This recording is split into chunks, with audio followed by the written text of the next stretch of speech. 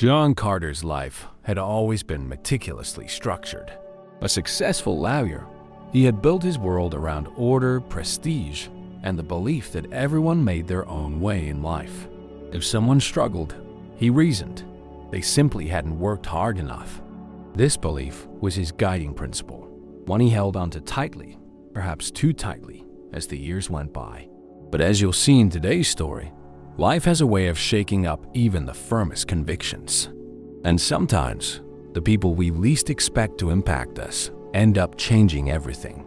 Stick around, because this tale will take you on a journey of challenge, growth, and redemption. If it touches your heart along the way, don't forget to subscribe to the channel, only if you feel called to support stories that remind us of what truly matters. It all started on an unassuming Thursday afternoon. The air in John's office was tinged with the faint smell of leather from his polished chair and the sharp aroma of freshly brewed coffee.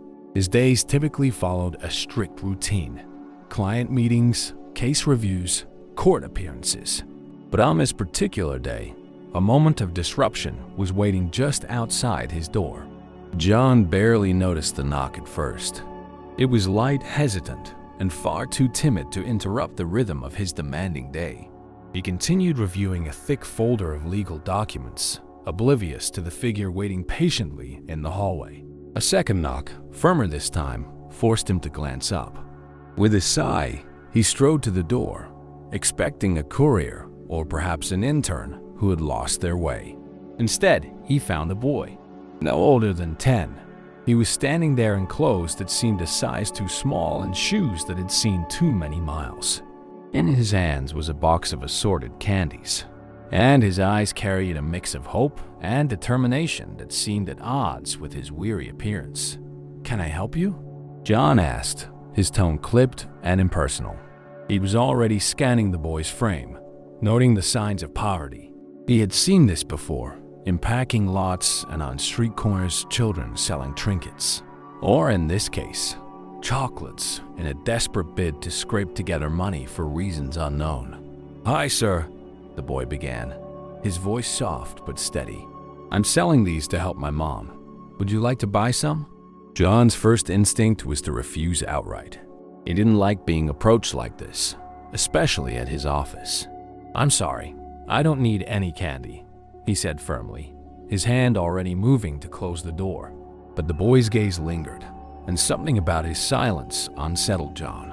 There was no plea, no desperate insistence. The boy simply nodded, his face a mask of quiet acceptance, and turned to leave. For a brief moment, John felt a twinge of something, perhaps pity, perhaps irritation. But he brushed it off and returned to his desk, convinced the interruption was nothing more than a minor annoyance. He had no idea that this brief encounter would be the spark for a chain of events that would unravel his carefully ordered world. What John couldn't see, what none of us often realize in the moment, was the depth of the story behind the boy at his door. A tale of struggle, survival, and a connection far closer than he could have imagined. And as fate would have it, this wouldn't be their last encounter. What brought this boy to John's office, and what secret did his presence unknowingly carry? You'll want to stay with me for the next part, because this is where things take a dramatic turn. John returned to his routine, brushing off the moment as quickly as it had come. But his day didn't flow quite the same. His concentration waned, and his mind drifted back to the boy's eyes steady, unflinching, yet burdened with an unspoken weight. He dismissed it as a trivial distraction, a fluke in his otherwise well-oiled life.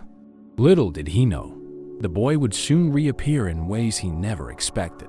A week later, as John sifted through his inbox and mentally prepared for a busy day, his phone buzzed with a name he hadn't seen in years: Mike Adams.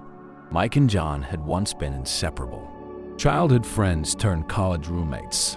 They shared dreams, laughter, and a bond unbroken, even as adulthood pulled them in different directions.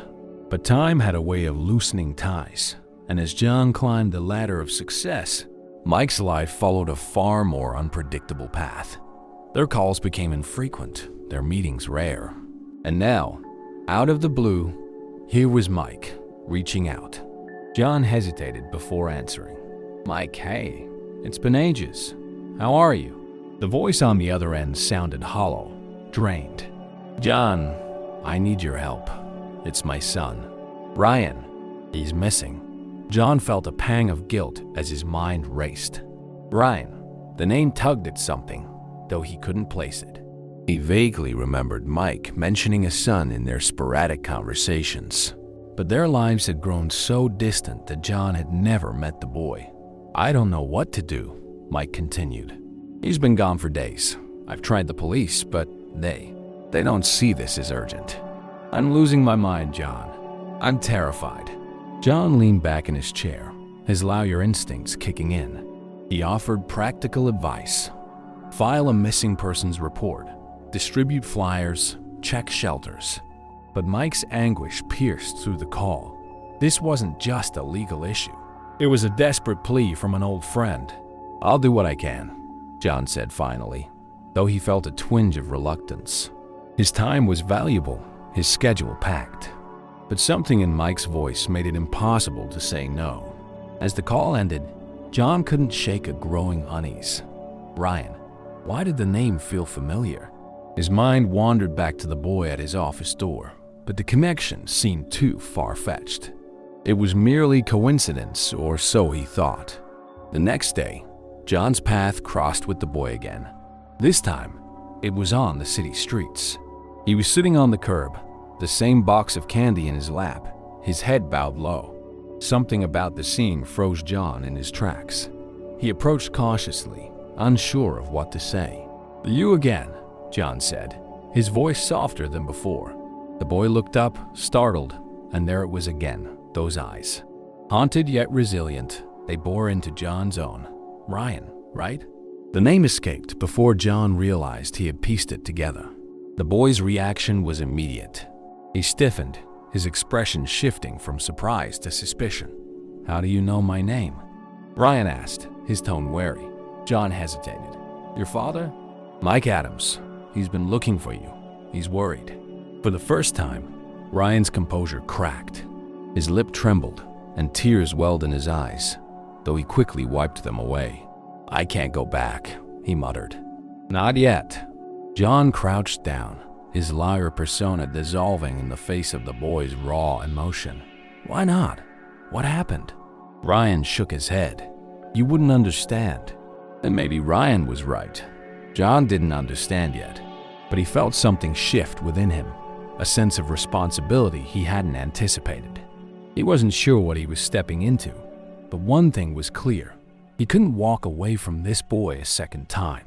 Ryan's refusal to return home wasn't just the defiance of a troubled child. It was rooted in something deeper, something painful. And as John began to dig into Ryan's world, he would uncover truths that would not only test his empathy, but also force him to confront his own past. Stay tuned, because this story is only just beginning to unfold. John's encounter with Ryan left him uneasy, his mind racing with questions. Why wouldn't Ryan go home? What had happened to drive such a young boy to this life of solitude and street corners? And why, of all people, had fate tangled John in this mess? Determined to find answers, John made a call to Mike. He needed to understand the boy's story, the reasons behind his resistance. But as he waited for Mike to pick up, a gnawing doubt crept in. Would his friend even tell him the full truth? "John, any news?" Mike's voice came through, anxious and strained. "I found him," John replied, watching as Ryan disappeared around the corner, the candy box still tucked under his arm. "But he doesn't want to come back. He says he can't." Silence hung on the other end of the line, thick and telling. When Mike finally spoke, his voice was heavy. "There's a lot you don't know." John leaned back in his chair, bracing himself. "Then tell me, Mike. Help me understand." And so the story began to unfold. Mike explained how Ryan's mother, Melissa, had struggled for years with mental health issues. She had always been a loving woman, but the weight of her battles grew heavier with time. After Ryan was born, her condition worsened. There were good days, even great ones, but the bad days were devastating. The family had tried everything: therapy, medications, support groups, but the cracks in their foundation deepened. Ryan was caught in the middle, Mike said, his voice breaking. He loved her, John, still does, but he saw too much, heard too much, and I wasn't there for him the way I should have been. John felt a pang of guilt, a distant echo of his own life. He thought about the nights he'd stayed late at the office, the weekends lost to legal briefs and court strategies. How many people had he overlooked? Not because he didn't care, but because he was too consumed by his own pursuits. Where's Melissa now? John asked, pulling himself out of his thoughts. She's in a facility, Mike said quietly, getting the help she needs. But Ryan, he blames himself. He thinks he failed her. The weight of the boy's pain became clearer, but it only made John's resolve stronger. He couldn't ignore this, not anymore. The next day, John decided to take a more active role. He found Ryan again in the same spot, selling his candies to strangers who rarely stopped. This time, John didn't approach with questions. Instead, he sat down beside him, silent, just watching the world pass by. What do you want? Ryan asked after a while, his voice guarded. I just want to talk, John replied. No lectures, no pressure, just talk. Ryan hesitated, but something in John's tone disarmed him. They sat for a while, exchanging small words at first, about the city, the weather, the candies Ryan was selling. Gradually, the conversation deepened. My mom used to love chocolate, Ryan said, almost to himself. She said it made her happy when the days were bad. John nodded, letting the boy's words guide the moment. Do you think she misses you? Ryan looked away, biting his lip. Maybe, but it doesn't matter. She's better off without me. Hearing the boy's conviction broke something in John. That's not true, Ryan. You didn't cause this. You didn't fail her. The boy's walls faltered, if only slightly. But John knew this was just the beginning. If he wanted to reach Ryan, he needed to show him a world beyond the guilt and isolation he'd built around himself. And for that, John would have to dive even deeper into the boy's life. As John begins to connect with Ryan, he discovers the conditions the boy has been living in, and they are far worse than he imagined. In the next chapter, you'll witness how John's growing empathy transforms into action, and how this unlikely bond begins to reshape both their lives. But the journey is far from over, and the challenges they face will only grow more intense. Don't go anywhere, this is just heating up.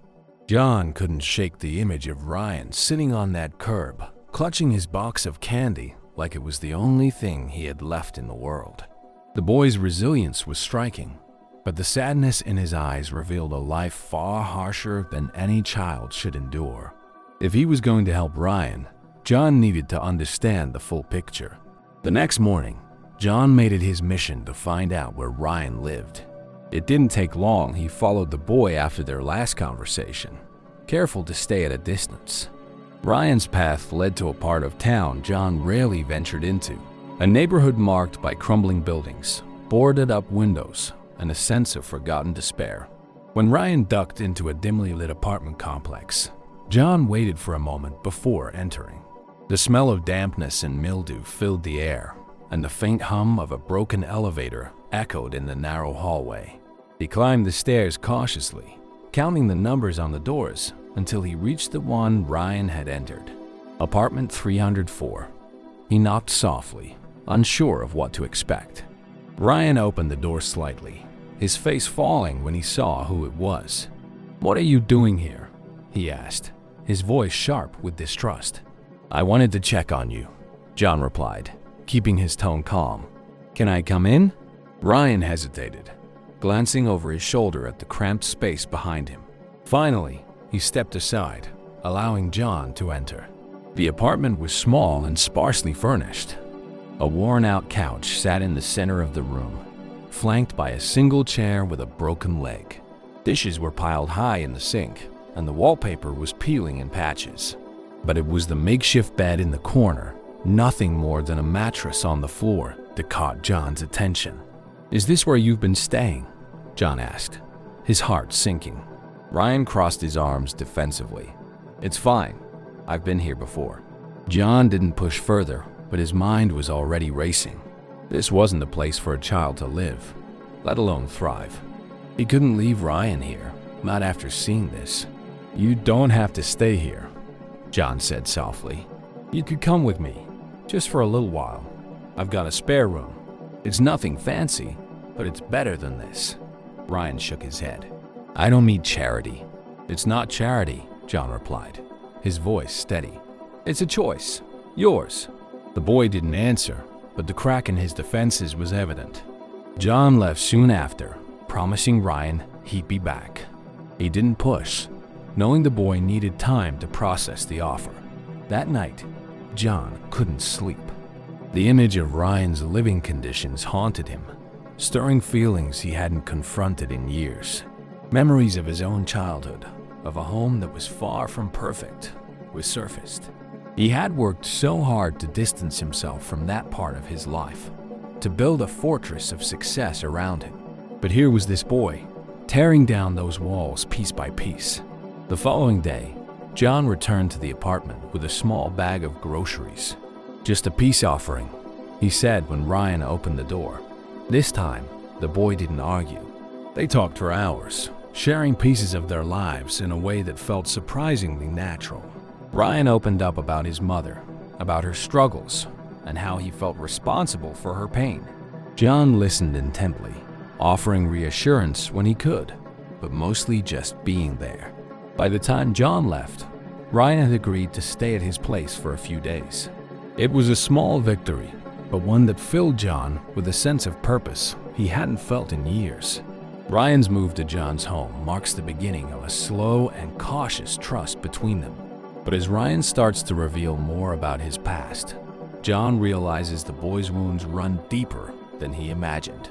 In the next chapter, we'll explore the barriers Ryan faces as he tries to adjust to this new life and how John's determination is tested in unexpected ways. Stay with us. This story is far from over, and the most emotional moments are still to come. Ryan's first night at John's home was awkward, to say the least.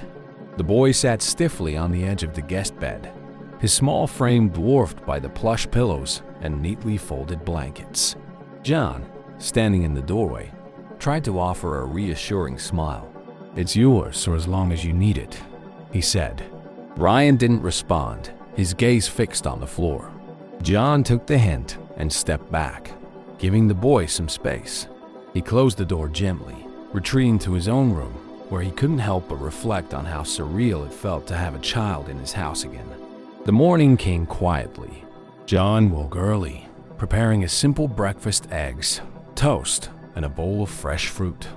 He wasn't much of a cook, but he wanted to make an effort. When Ryan shuffled into the kitchen, still rubbing sleep from his eyes, John greeted him with a warm morning. Ryan eyed the food warily, as if it were too good to be true. "You didn't have to do all this," he mumbled, sitting down hesitantly. "I wanted to," John replied, taking a seat across from him. "How did you sleep?" "Okay," Ryan said, though his voice lacked conviction. He picked at the food on his plate, eating in small, deliberate bites. John resisted the urge to press him for conversation, letting the boy take the lead.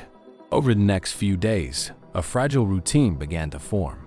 Ryan would wake late, lingering in the kitchen or the living room, while John juggled his usual workload from home to keep an eye on him. At first, their interactions were minimal, simple exchanges about meals or household rules. But slowly, Ryan began to open up, revealing glimpses of the person he was beneath the layers of mistrust. It started with small confessions. One evening, as they sat on the couch watching TV, Ryan turned to John and said, "I used to do this with my mom." Before things got bad, John muted the television, sensing the importance of the moment. What was her favorite show? He asked gently.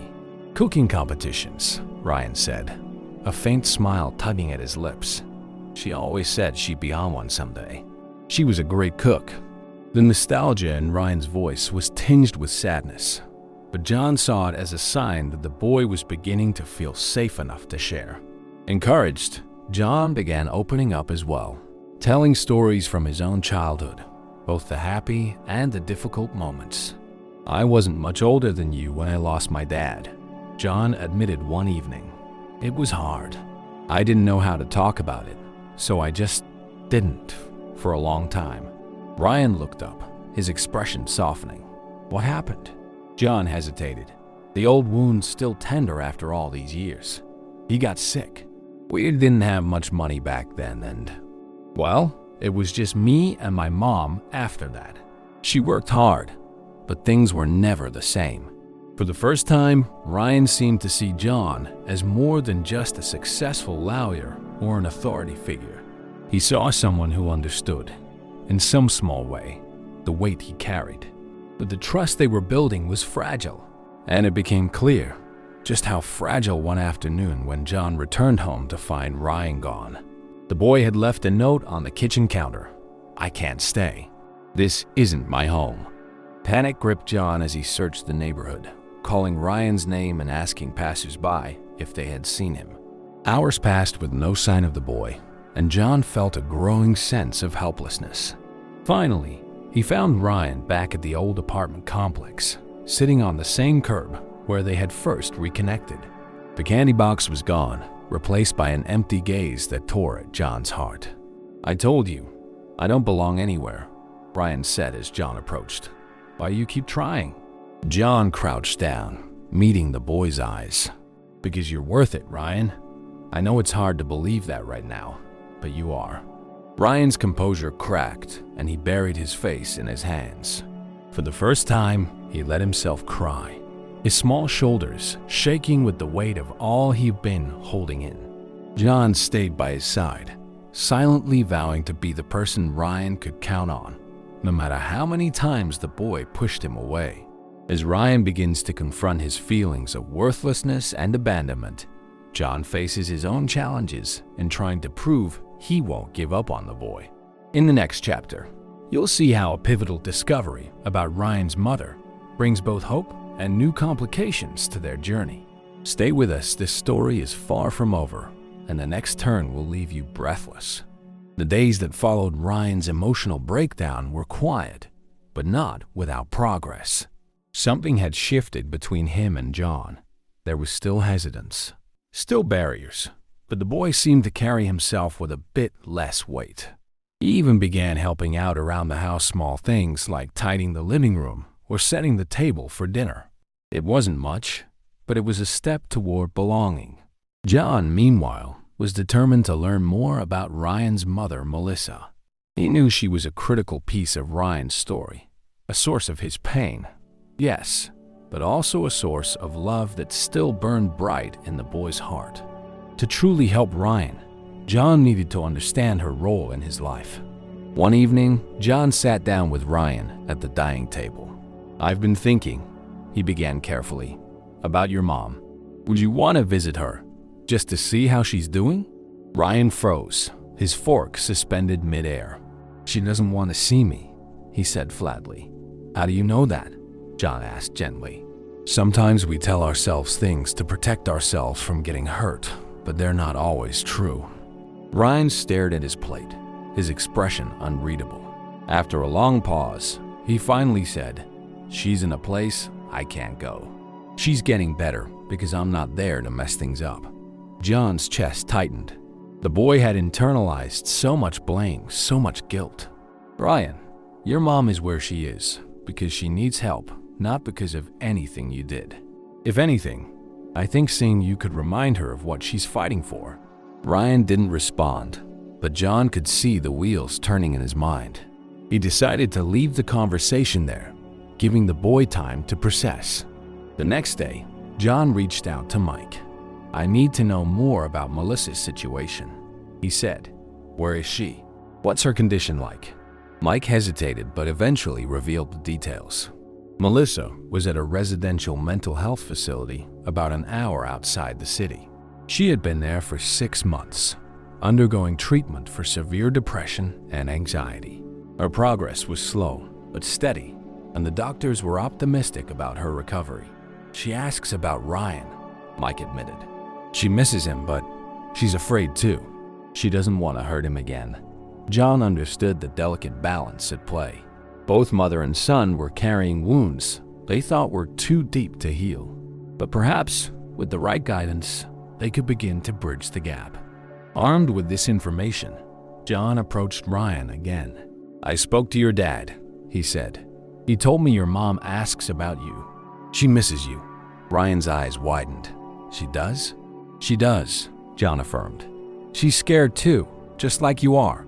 But I think seeing you could help her, and maybe it could help you too." Ryan looked conflicted. He fidgeted with the hem of his shirt, his gaze darting around the room. "What if she's mad at me?" he asked in a small voice. "She won't be," John said firmly. "And even if she is, it's only because she loves you so much it hurts. Sometimes love comes out messy like that." Ryan didn't agree right away, but John could see the idea taking root. Over the next few days, they talked about what a visit might look like, how it wouldn't need to be perfect, just a chance to see each other and take a step toward healing. Finally, Ryan agreed. "I want to see her," he said one evening, his voice steady, "but only if you come with me." John's heart swelled with a mix of pride and relief. "Of course," he said. "We'll do it together." The day of the visit arrived quickly. As they drove to the facility, Ryan was unusually quiet, his hands fidgeting in his lap. John offered reassurances, but he knew the boy needed to process this moment in his own way. When they arrived, Melissa was waiting in a small, sunlit room with soft chairs and a table set with tea. She looked healthier than John expected, her face glowing with cautious hope. When she saw Ryan, tears filled her eyes. "Ryan," she whispered, her voice trembling. The boy froze for a moment, then rushed into her arms. They held each other tightly, both crying as years of pain and separation poured out in waves. John watched from a distance, his chest tight with emotion. This was what Ryan needed, what they both needed. The visit wasn't without its challenges.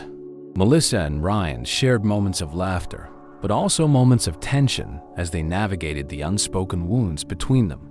Still, by the end of the visit, it was clear they had taken a significant step forward. As they drove home, Ryan turned to John and said, "Thank you." "For everything?" John smiled, his grip on the wheel tightening.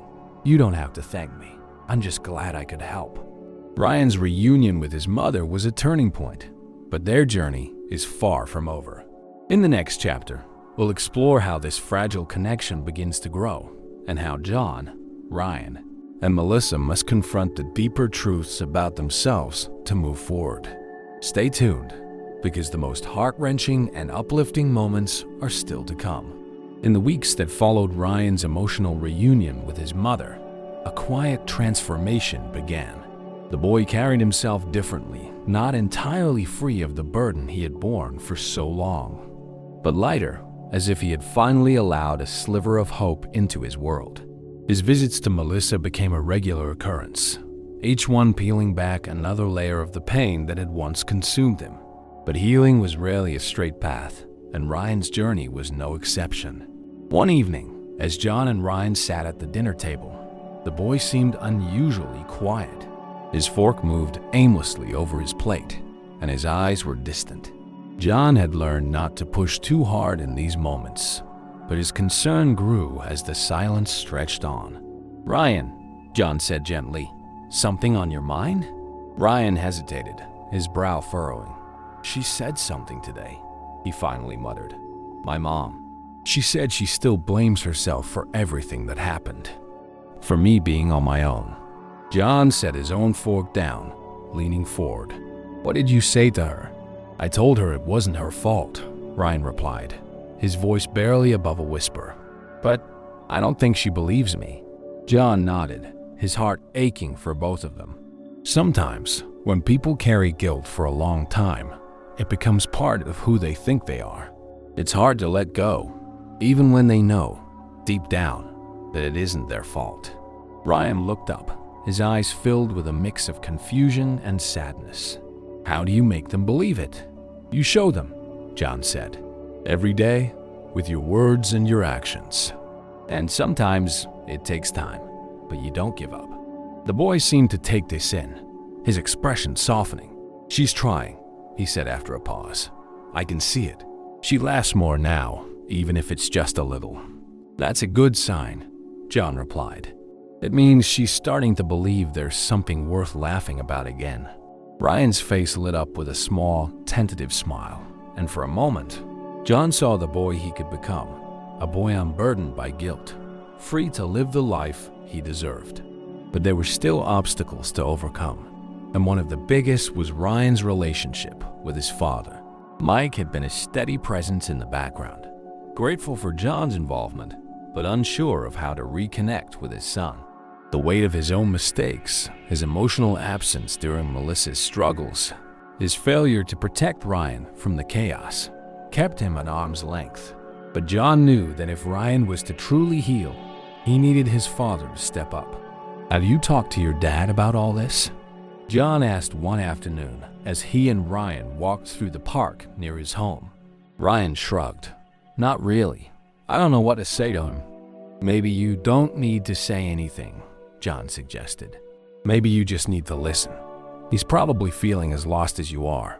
The idea seemed to strike a chord with Ryan, and later that week, he agreed to meet with Mike for a one-on-one conversation. John offered to be there for support, but Ryan insisted on handling it alone. The meeting took place at a small diner where Ryan had once gone with his parents before their world fell apart. It was a neutral ground, familiar but not too emotionally charged. As Ryan and Mike sat across from each other, the tension was palpable. "I don't know where to start," Mike admitted after a long silence. "Me neither," Ryan said, fidgeting with the straw in his glass of soda. Mike took a deep breath. "Ryan, I know I've let you down, more times than I can count. And I can't change the past, but I want to be here for you now, if you'll let me." Ryan's eyes darted to his father's face, searching for sincerity. "Why now?" he asked, his voice tinged with skepticism. "Why didn't you care before?"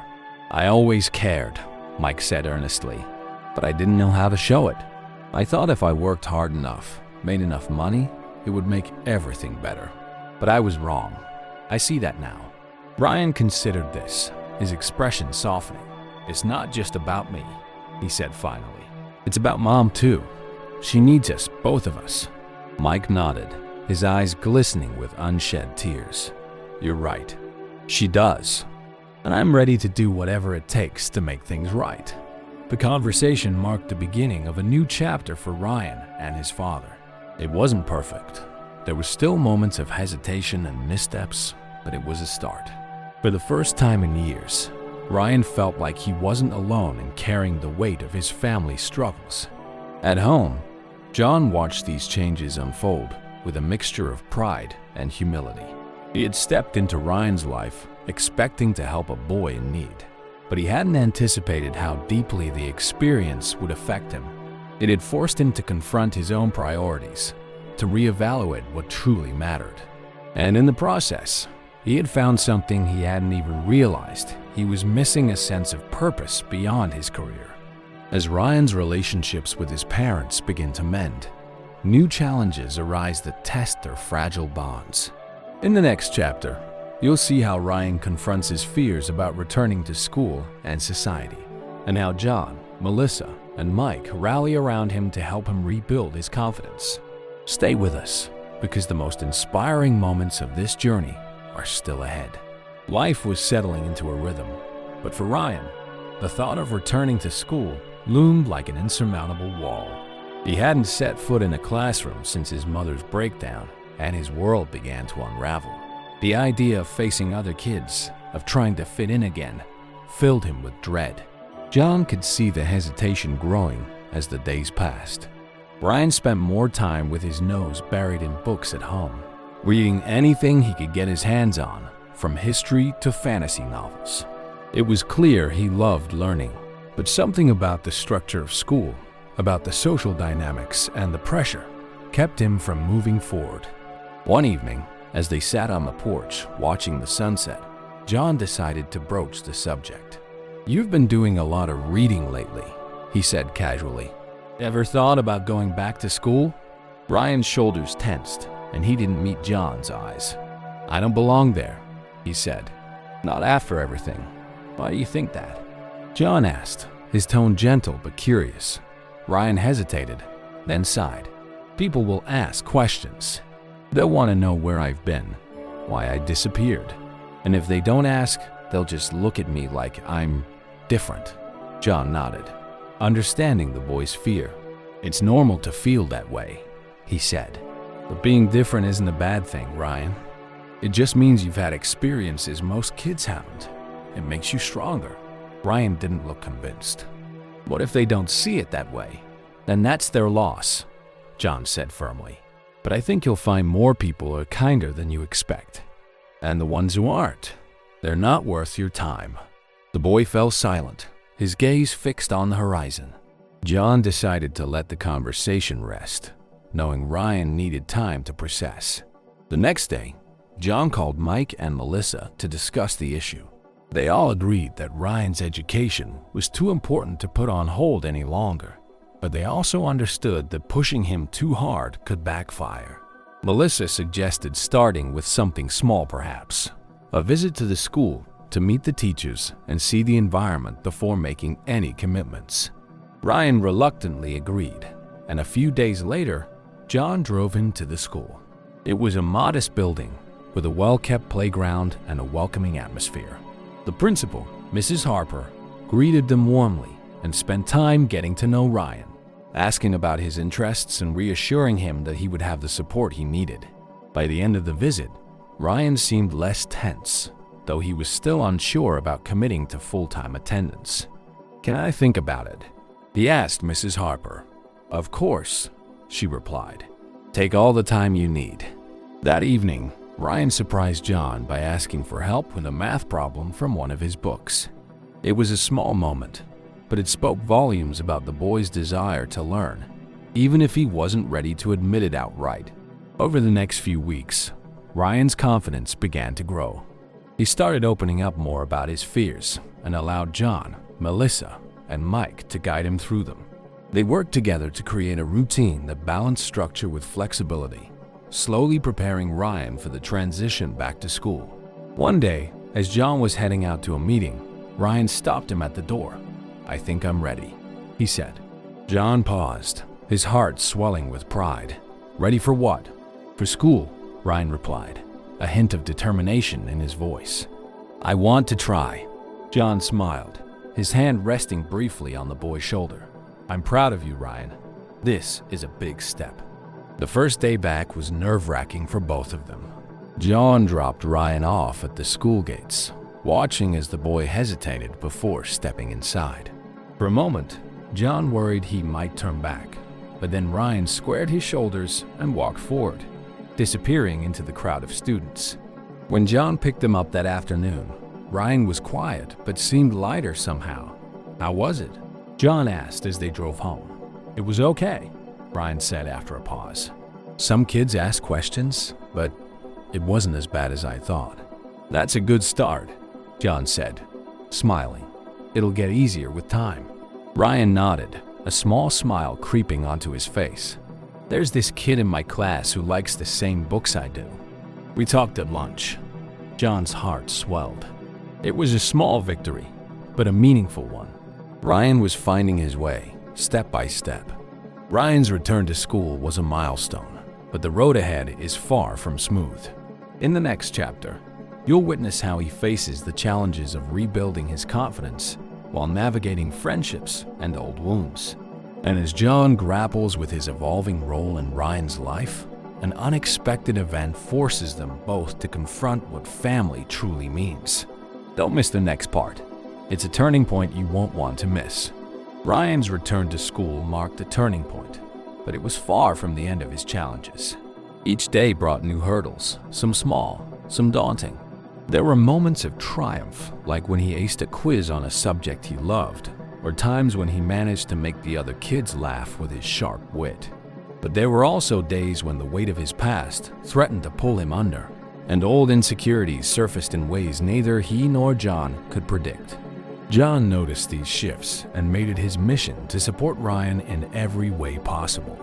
He started picking him up from school early on days when the boy looked particularly drained, using the car rides as an opportunity to talk. Sometimes Ryan opened up, sharing stories about the kids he was starting to connect with or frustrations with subjects he struggled to grasp. Other times, he remained silent, staring out the window as if lost in a world of his own. One afternoon, after a particularly quiet ride home, Ryan surprised John by asking, "Did you ever feel like you didn't fit in?" John glanced at him, his expression softening. "All the time," he admitted. "When I was your age, I felt like I was always trying to prove something. To my teachers, my friends, even myself." "What did you do?" Ryan asked, his voice tinged with genuine curiosity. "I found people who liked me for who I was," John replied. "It wasn't easy, but once I stopped trying to be something I wasn't, things got better." Ryan seemed to mull this over, and though he didn't say much else, John could see the gears turning in his mind. The following week, Ryan came home with a flyer in his backpack. It was for the school's upcoming talent show. "You thinking about performing?" John asked, holding up the paper with a grin. Ryan shook his head vehemently. "No way. I don't have any talents." "That's not true," John said. "You're a great storyteller. What about writing something and performing it?" Ryan hesitated. "I don't know.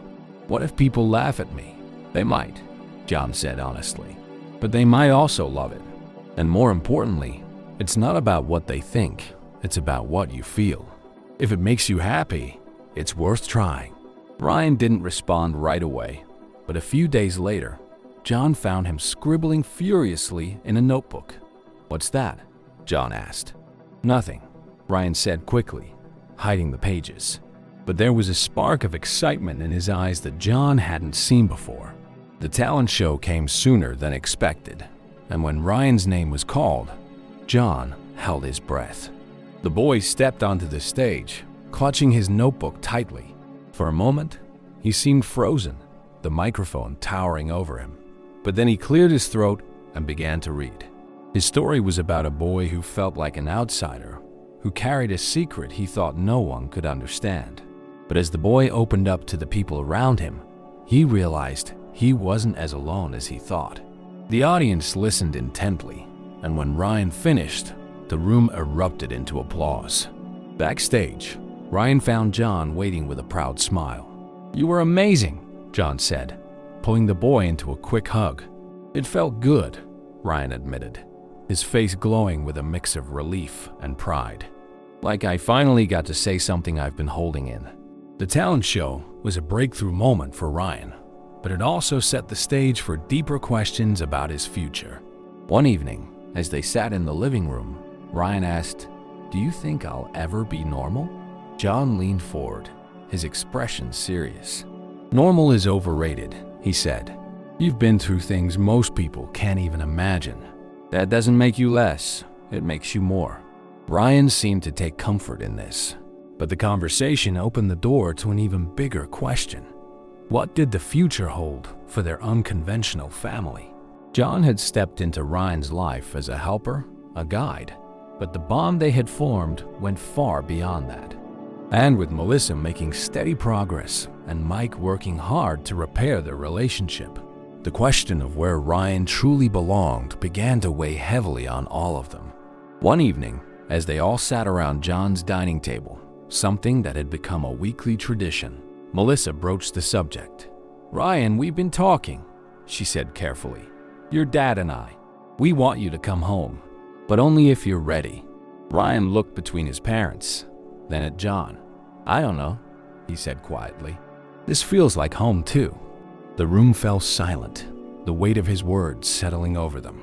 John swallowed hard, his emotions a tangle of pride, sadness, and uncertainty.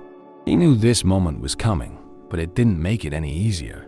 "You don't have to decide right now," John said, his voice steady.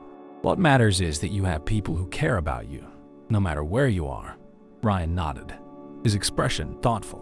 The journey they had all been on was far from over, but one thing was clear. The boy who had once seen himself as lost and unworthy was beginning to realize just how deeply he was loved. As Ryan grapples with the decision of where he belongs, a sudden event shakes their fragile stability, forcing everyone to confront their fears and strengths in unexpected ways. Don't miss the next chapter, where the bonds of this unconventional family are tested like never before, and the true meaning of home is finally revealed. The question of where Ryan belonged lingered like an unspoken weight in the house. He spent more time in quiet contemplation, sometimes withdrawing into himself, other times seeking John's company without saying much. John, sensing the boy's inner conflict, gave him space while making it clear that he was there whenever Ryan was ready to talk. But life, as it often does, had plans of its own.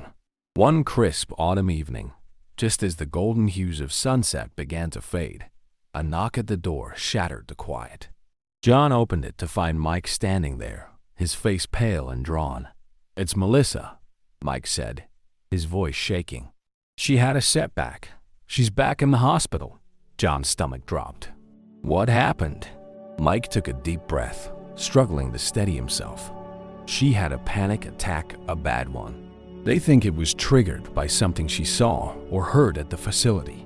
She's stable now, but they're saying she might need longer-term care." The news hit John hard, but his first thought was of Ryan. "Does he know?" "Not yet," Mike said.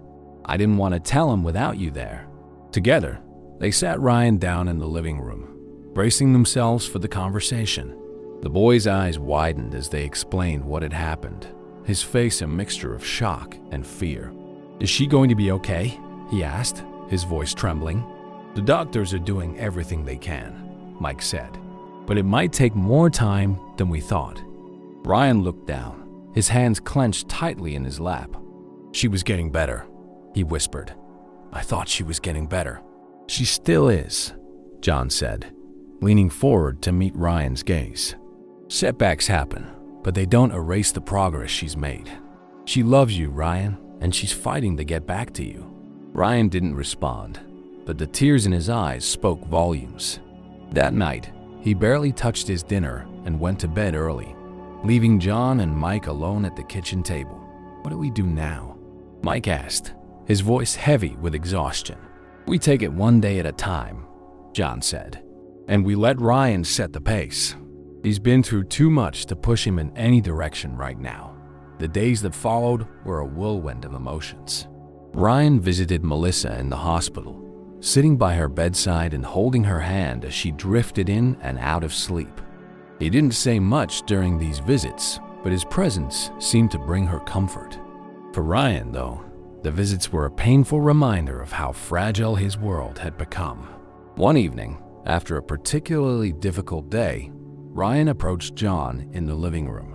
"Do you think she ever come home?" he asked quietly. John hesitated, choosing his words carefully. "I think she's trying her best to get there," he said. "But even if she can't, that doesn't mean she loves you any less." Ryan nodded, though his expression remained troubled. "What if I go back with Dad? Would that make things better for her?" "It's not about what's better for her," John said gently. "It's about what's right for you. This is your choice, Ryan, and no matter what you decide, we'll all support you." Ryan stayed silent, but John could see the gears turning in his mind. Over the next few days, the boy seemed more introspective than ever, spending hours writing in his notebook or staring out the window as if searching for answers. Then, one evening, as John was preparing dinner, Ryan walked into the kitchen and said, "I want to go home with Dad." John paused, setting down the knife he was using to chop vegetables. "Are you sure?" he asked, his voice steady but tinged with emotion. Ryan nodded. "I think it's time. I want to be there for Mom, even if it's just to let her know I'm not going anywhere." John felt a lump rise in his throat. "That's a brave decision, Ryan," he said. "I'm proud of you." The days that followed were bittersweet. John helped Ryan pack his things, the process slow and filled with quiet moments of reflection. Mike came by often, expressing his gratitude to John for all he had done. "You gave him more than I ever could," Mike said one evening, his voice thick with emotion. "You're his father," John replied, "and he needs you now more than ever. Just don't let him down." On the day Ryan moved back in with Mike, John drove them to their new apartment, a modest but welcoming space that Mike had prepared with care. As they unloaded Ryan's bags, the boy turned to John and said, "You're not getting rid of me, you know?" John chuckled, pulling him into a hug. "I wouldn't dream of it." Ryan's choice to move back with his father signals the beginning of a new chapter, but the journey is far from over. In the next part, we'll see how Ryan navigates his renewed relationship with his family while staying connected to John, and how they all work together to support Melissa in her ongoing recovery. The story of healing, love, and resilience continues. Don't miss what comes next. Ryan's return to his father's home was the start of a new chapter, but it wasn't without its challenges. The transition from John's structured yet nurturing household to Mike's was bumpy at first. Mike was determined to give Ryan the stability he needed, but fatherhood was still a skill he was learning, and the scars of their past hung heavy between them. Ryan, too, struggled with the change. Though he wanted to be there for his mother and to rebuild his relationship with his father, he found himself missing the quiet comfort of John's home, the predictability, the sense of safety. Still, Ryan was committed to making it work, and so was Mike. John, for his part, remained a steady presence in Ryan's life. They talked on the phone regularly, and John visited often, always careful not to overshadow Mike's efforts. He knew that his role had shifted, but his bond with Ryan was unshakable. They weren't just mentor and mentee. They were family in a way that defied labels. The first real test of this new arrangement came when Melissa was released from the hospital on a conditional basis. Her doctors believed she had made enough progress to continue her recovery at home, provided she had consistent support. This meant that Ryan, Mike, and Melissa were all under one roof, a dynamic none of them had experienced in years. The initial days were tense. Melissa was visibly fragile, her emotions fluctuating as she adjusted to life outside the hospital. Ryan, eager to help but unsure how to approach her, often tiptoed around her, afraid of saying or doing the wrong thing. Mike tried his best to mediate, but his own anxiety sometimes got the better of him. It was John who stepped in to provide guidance. During one of his visits, he sat down with all three of them and gently facilitated a conversation. "This is new for all of you," he said, "and it's okay to feel overwhelmed. The important thing is to talk to each other, even when it's hard." Melissa nodded, tears welling up in her eyes. "I just don't want to be a burden," she said softly. "You're not," Ryan said quickly, his voice firm. "We're in this together." That moment seemed to mark a turning point. Slowly but surely, they began to find a rhythm. Ryan started helping his mom with small tasks around the house, like preparing meals or watering the plants she loved so much. Mike set aside time each evening for family dinners, something they hadn't done in years. And Melissa, in turn, began to open up about her feelings, her fears, and her hopes for the future. John continued to be a part of their lives, offering advice when asked and stepping in as a friend when needed. One day, during a visit, he and Ryan sat on the porch, reminiscing about the time they'd spent together. "Do you regret taking me in?" Ryan asked suddenly. John looked at him, surprised. "Not for a second," he said. "You changed my life, Ryan. You reminded me of what's important." Ryan smiled, a hint of mischief in his expression.